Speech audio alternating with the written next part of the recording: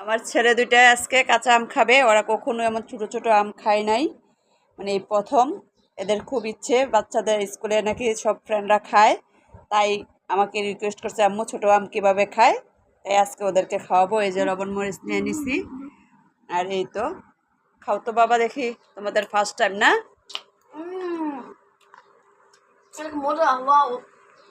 কিন্তু এগুলারে আবার ফাটাইয়া যখন খাওয়া যায় সেরকম লাগে। আমরা যখন ছোট ছিলাম তখন আমরা ফাটাইয়া ফাটাইয়া এগুলা খাইতাম।